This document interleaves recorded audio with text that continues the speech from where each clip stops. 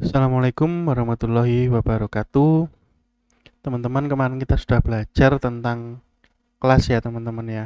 Bahwa kelas itu ada di dalamnya fungsi-fungsi atau biasa disebut juga metode, lalu ada variabel-variabel atau bisa juga disebut dengan atribut ya, atau properti juga bisa. Nah, kemarin kita belajar ada yang namanya private dan ada yang namanya public. Public itu bisa dituliskan public, misalnya seperti ini, atau bisa juga tanpa dituliskan, ini otomatis public dia ya. Misalnya tidak usah dituliskan di sini hmm, mahasiswa mungkin ada umur gitu ya. Nah, maka ini bisa dibilang juga dia adalah public. Kurang lebih seperti itu ya teman-teman, public dan private. Nanti ada lagi yang Anda pelajari yaitu selain public dan private adalah protected ya teman-teman, tapi nggak kita bahas dulu.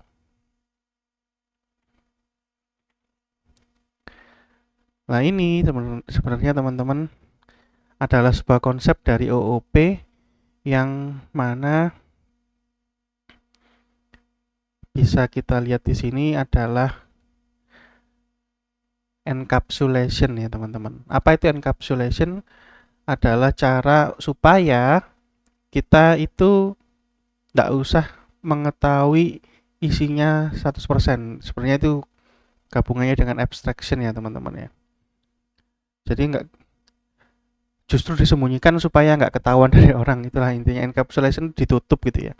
Kenapa dinamakan encapsulation? Kalau Anda baca ini kapsul ya teman-teman. Kalau teman-teman tahu kapsul, tahu ya. Jadi obat itu dimasukkan ke dalam kapsul, obat yang sudah bentuknya serbuk dimasukkan ke dalam kapsul, lalu dimasukkan di dalam kapsul tersebut, ditutup rapat. Itu namanya kapsul gitu ya teman-teman. Ya intinya apa? Ditutup supaya ya nggak ketahuan isinya apa, cuma diberitahu ini obatnya ini gitu ya. Di dalamnya apa itu kan nggak penting gitu ya teman-teman. Pokoknya diberitahu obatnya ini gitu. Obat untuk penyakit ini misalnya. Misalnya seperti itu kalau resep dari dokter loh ya. Jadi kurang lebih seperti itu. Gunanya buat apa sih ya? Ada hal-hal yang diproteksi ya teman-teman, nggak bisa diakses secara langsung.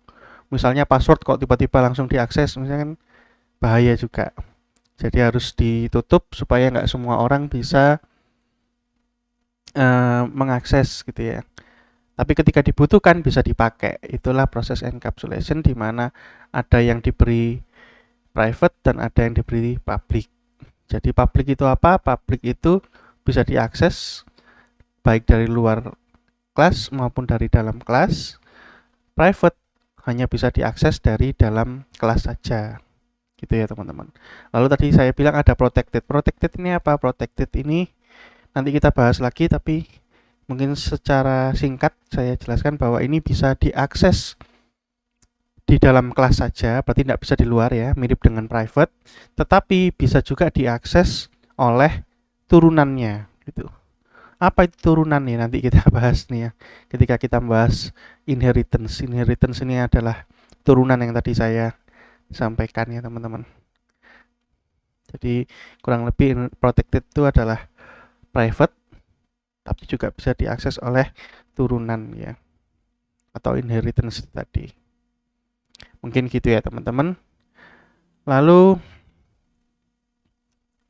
itu konsep dari OOP yang pertama, encapsulation ya. Abstraction ini tadi ya teman-teman.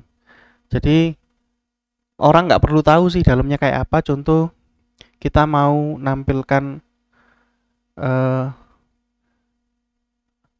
nama ini, get nama. Nah di dalam get nama ini ternyata tidak langsung ya manggil menampilkan namanya, tapi ada fungsi yang dipanggil dulu. Misalnya proper nama ini dipanggil.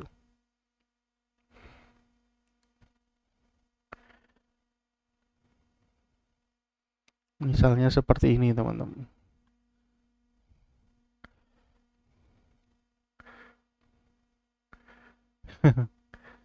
Gak panjang ya. Nah misalnya seperti ini. Kan orang-orang nggak perlu tahu bahwa di dalamnya ada fungsi proper nama yang mengatur supaya tampilannya itu seperti nama yang wajar gitu ya. Jadi huruf pertamanya besar, huruf lainnya kecil. Nanti ketika ada kata berikutnya ya, atau kata nama berikutnya, apa kata nama? Pokoknya kata dari nama berikutnya gitu ya.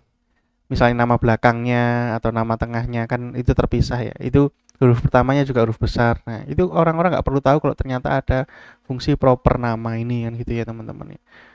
Mereka cuma perlu tahu bahwa ada fungsi get nama yang bisa diakses, yang bisa dipakai untuk mengambil atau melihat nama dari mahasiswa gitu. Nah, ini namanya atau istilahnya, jadi fungsi-fungsi yang bentuknya publik yang bisa diakses orang itu biasanya juga disebut sebagai interface ya teman-teman. Interface itu adalah hal yang bisa dilihat. Jadi kalau Anda buka website, ini adalah interface ya teman-teman. Tampilan dari websitenya yang bisa dilihat oleh orang itu adalah interface. Lah sama dalam kelas ini juga gitu. Hal yang bisa diakses oleh orang itu adalah interface. Dalam hal ini yang public ini berarti interface ya teman-teman ya. Gitu. Nah, konsep yang dua ini nanti kita bahas ya teman-teman. Jadi mungkin itu dulu yang pertama, mengingatkan kembali tentang sebelumnya, lalu kemudian kita masuk ke penjelasan dari konsep yang sebelumnya itu ternyata punya nama, yaitu encapsulation ya dan abstraction. Jadi kalau teman-teman masih belum paham dengan penjelasan tadi bisa tanya ya sebelum kita lanjutkan. Oke, dari nama mahasiswa ada umur mahasiswa, mungkin umur ini nggak perlu ya. Jadi misalnya kalau Anda nggak mau nulis public bisa pakai var, ini sama aja ya teman-teman.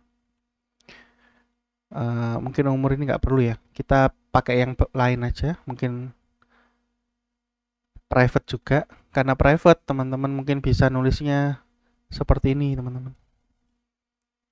Misalnya $, password, terus $, punya apa lagi ya mahasiswa.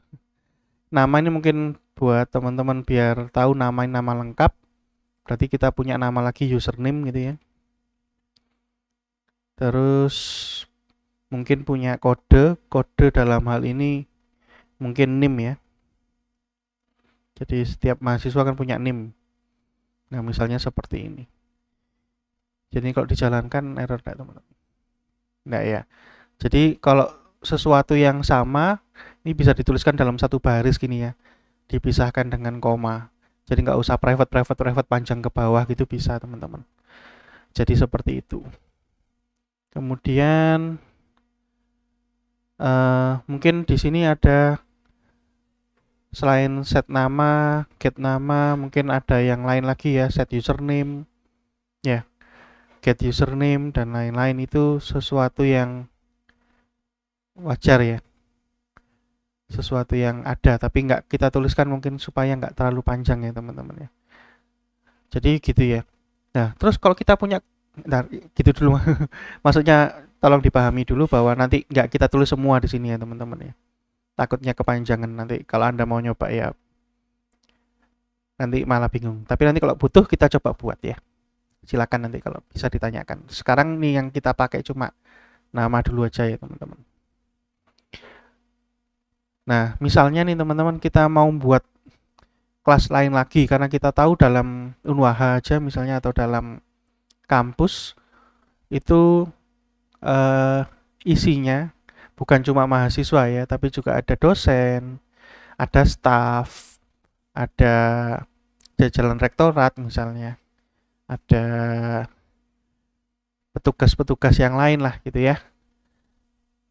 Jadi banyak hal yang ada di dalamnya, banyak manusia yang terlibat. Nah ini mungkin kita bisa membuat ya kelas lain-lain, misalnya kelas dosen, gitu ya teman-teman ya. Atau membuat kelas lagi yang lain, kelas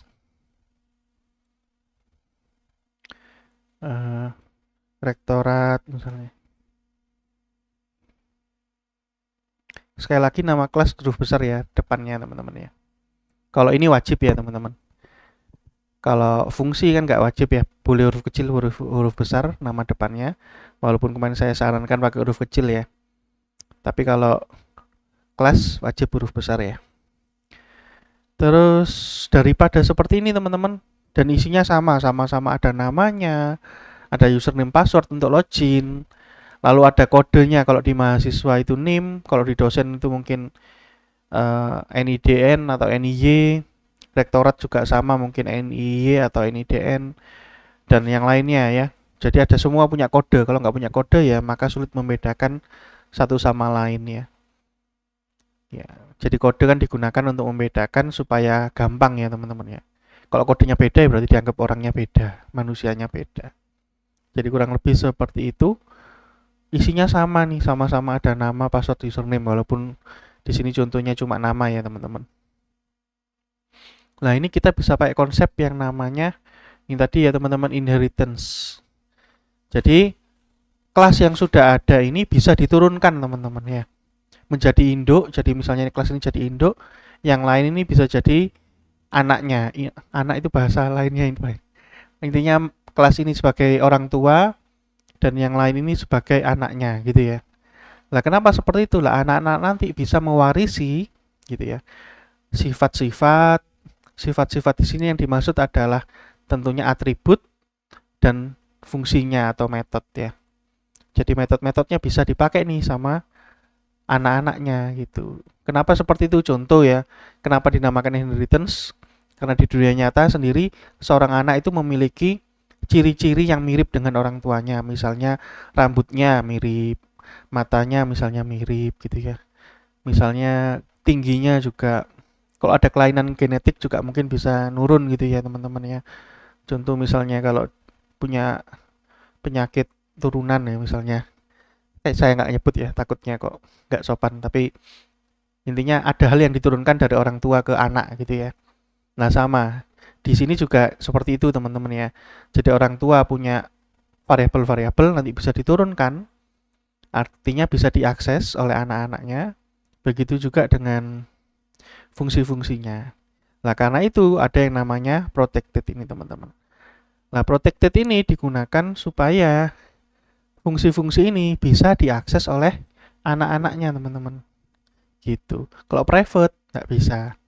Jadi yang sebelumnya private ini mungkin bisa diganti protected supaya anak-anaknya ini bisa pakai gitu. Fungsi yang sama dengan orang tuanya. Jadi kalau ini private ya teman-teman, mungkin kita ganti aja ya, biar dipakai semua. Berarti sebelumnya orang tuanya bukan mahasiswa tapi punya kelas, namanya adalah user. Itu ya teman-teman. Kelas user ini punya isi seperti ini. Misalnya, lalu mahasiswa, dosen, dan lain-lain ini adalah turunan atau anak-anak dari user. Nanti juga misalnya mahasiswa ini punya anak lagi misalnya. Misalnya kalau mahasiswa anaknya adalah pengurus BEM misalnya, atau ormawa misalnya. Isinya mahasiswa ya. Jadi bisa turunan dari mahasiswa gitu ya. Jadi bisa, jadi anaknya diturunkan lagi ke anak. Jadi sama kayak manusia ya. Keturunannya bisa punya keturunan lagi lah. Gitulah intinya ya. Nah, ini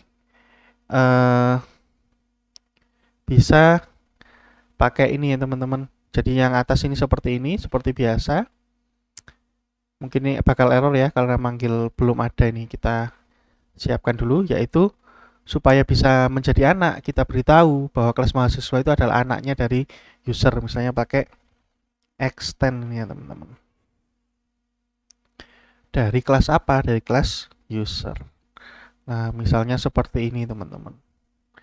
Apakah bisa mengakses kelas-kelas fungsi-fungsi yang ada di sini, yang ada di kelas user mahasiswanya? Jawabannya kita coba aja teman-teman. Nggak ada ya, nggak muncul ya teman-teman. Padahal kalau di sini bukan new mahasiswa tapi new user, itu mau nggak? Kalau new user mau ya? Oh belum mau. Use proper nama from global scope.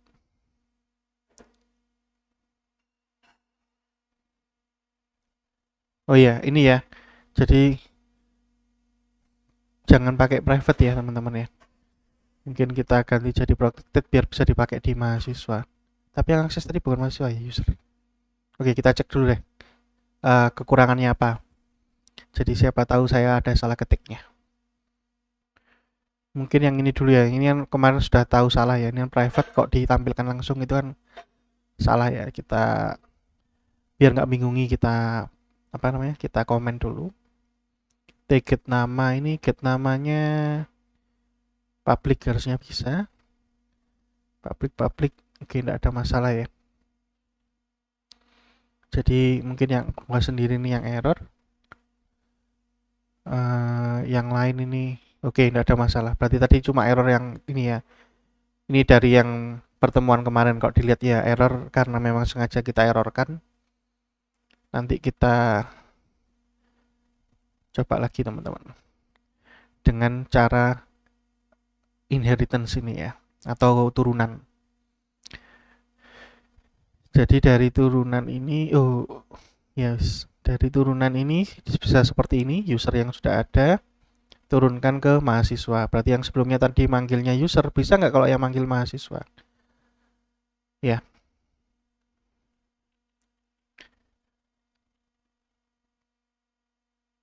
Sama aja ya teman-teman, bisa ya. Padahal di sini pakai proper nama. Masih belum kita ganti jadi protected, tapi masih bisa dipakai. Jadi mahasiswa yang extend user ini bisa mengakses fungsi-fungsinya yang ada di dalam apa namanya? Orang tuanya ya, orang tuanya. Gitu teman-teman. Jadi bisa dibilang seperti itu. Bisa juga mengakses variabel-variabelnya. Itu adalah inheritance. Lah kalau mahasiswa ini bisa, berarti dosen ini sebenarnya juga bisa ya. Selama kita beritahu bahwa dia itu adalah anak dari user. Nah, misalnya rektorat itu juga sama. Extend kurang S user. Misalnya seperti itu teman-teman ya. Ini adalah inheritance, konsep inheritance. Gitu. Mungkin kita coba yang langsung dari sini aja teman-teman ya. Kalau private ini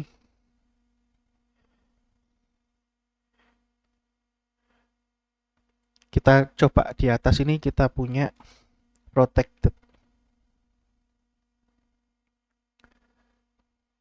Oh nah, nggak masalah sih harusnya ya, sama aja ya. Nggak ada masalah. Terus kemudian yang mau kita coba lagi selain inheritance itu adalah di polymorphism. Polymorphism ini jadi dengan cara yang sama, tapi nanti bisa jadi di dalamnya beda. Contoh get nama di sini pakai fungsi proper di dalamnya, yang mana mengakses fungsi proper yang pernah dibuat gitu ya. Sedangkan kalau di tempat lain saya punya misalnya di mahasiswa ini extend user gitu ya. Jadi kalau user ini punya get nama, boleh nggak saya buat fungsi lagi get nama di dalamnya mahasiswa? Sebenarnya nggak apa-apa teman-teman ya. Tapi kalau isinya beda boleh nggak? Mungkin isinya mirip gini ya, proper gini. Tapi selain di return kita tambah sesuatu dulu ya. Misalnya mahasiswa maaf titik aja. Titik mahasiswa titik 2. Nah ini ya biar tahu bahwa dia mahasiswa.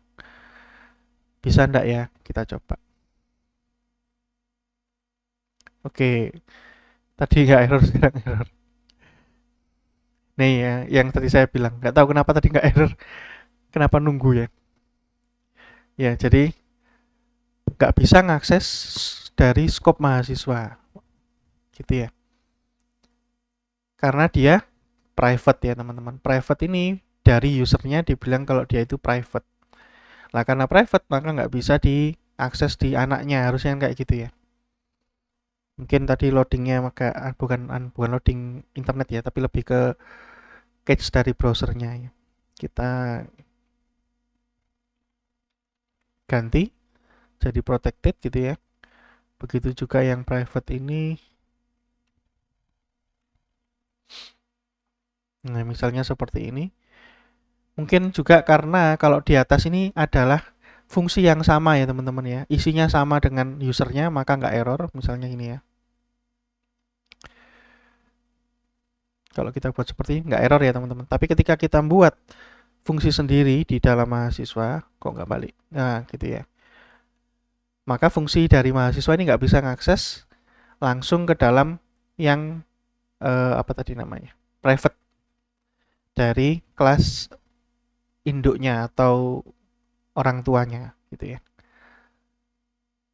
Nah, tapi kalau kita ganti kita ganti jadi protected bisa enggak? Kita coba ya.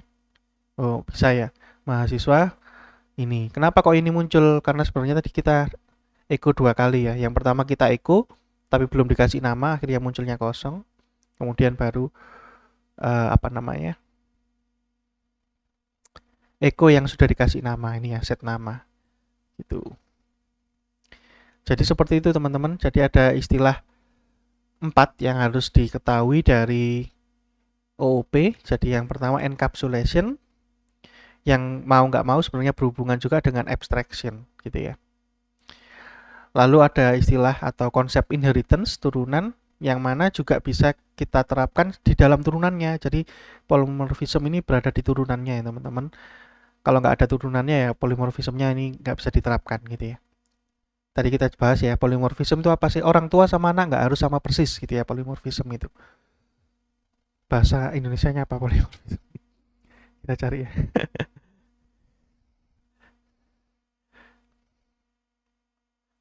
Memiliki beberapa form, beberapa wujud itu polymorphism. Bisa berubah bentuk.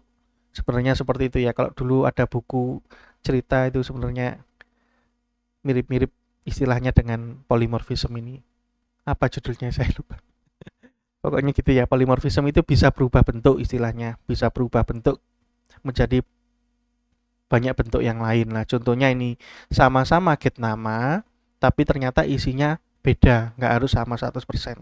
Bahkan ini beda sama sekali juga boleh. Tergantung dari kelas yang manggil gitu ya. Nah, yang lain sama, ya tidak apa-apa. Ya, yang nggak perlu dirubah, ya nggak usah dirubah. Jadi gitu ya teman-teman. Kita sudah belajar 4 konsep itu. Mungkin yang perlu dijelaskan lagi tadi masalah private, public, sama protected. Mungkin saya ulangi lagi. Yang pertama adalah public itu berarti bisa diakses dari kelas ini sendiri, misalnya user. Bisa diakses juga dari luar kelas, misalnya langsung dipanggil. Ya, langsung dipanggil namanya, langsung dipanggil fungsinya. Itu bisa kalau public. Ya, juga tentunya bisa dipanggil oleh keturunan-keturunannya gitu. Mungkin kita buat listnya aja ya teman-teman. Public itu luar, eh, dalam ini dalam kelas, nulisnya gimana? Dalam kelas gitu aja ya. Atau mungkin kita buat semacam tabel gitu ya.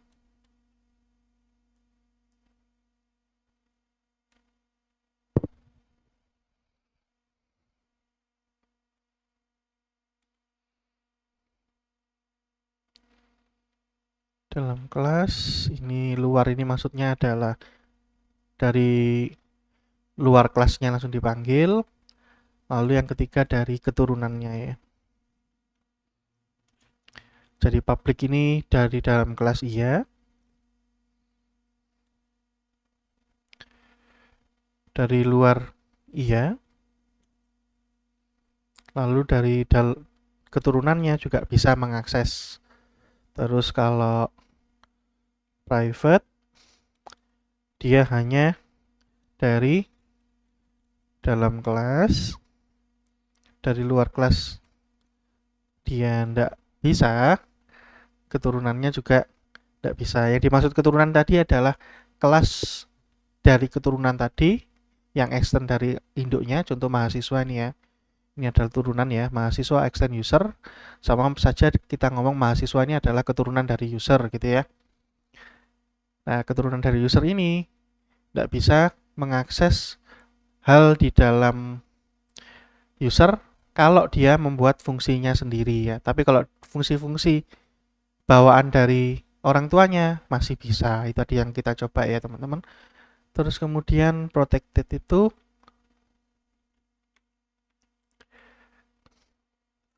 dari dalam kelas bisa tentunya, dari luar tidak bisa, tapi dari keturunannya bisa. Walaupun dia membuat fungsi baru, anaknya ini membuat fungsi baru, dia masih bisa mengakses isi dari orang tuanya yang sifatnya protected. Jadi itu teman-teman ya. Mungkin kesimpulannya dari OOP materi ini, lanjutan dari sebelumnya, konsep ini teman-teman tolong dipahami. Nanti kalau ada yang masih bingung bisa ditanyakan. Mungkin bisa juga dicoba oleh teman-teman ini yang sudah dibuat ya, jadi punya user. Sekali lagi memang nggak sempurna ya, maksudnya tidak dibuat secara lengkap biar ngetiknya nggak terlalu banyak. Teman-teman nyoba juga bisa nyoba ini yang sedikit dulu, nanti kemudian kalau sudah paham bisa ditambah-tambah lagi, misalnya set username-nya, set passwordnya, set kodenya dan lain-lain gitu ya teman-teman ya. Makanya tadi saya bilang kode bukan name ya, kita ganti kode aja. Karena kode ini kan bisa beda-beda, mahasiswa kodenya NIM, dosen kodenya NIDN, rektorat misalnya kodenya NIY misalnya ya. Jadi kurang lebih seperti itu teman-teman. Saya akhiri sampai di sini ya. Wassalamualaikum warahmatullahi wabarakatuh.